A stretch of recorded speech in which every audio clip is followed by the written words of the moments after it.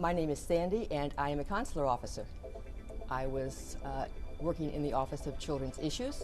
The father called and said that his 6-year-old son had been on a month-long visitation with his ex-wife, but the ex-wife, instead of returning him, had disappeared.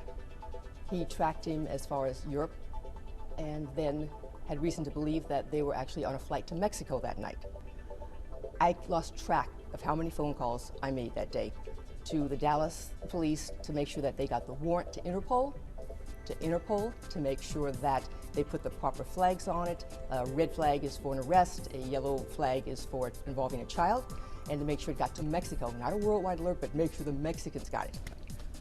I found out that the boy had been recovered when the father called me.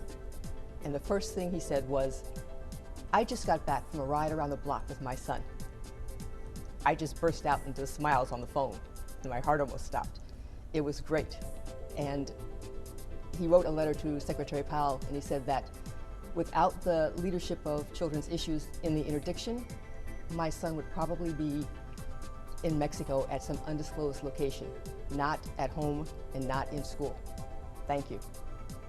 It's moments like that, when you know you've made a difference, that make it all worthwhile.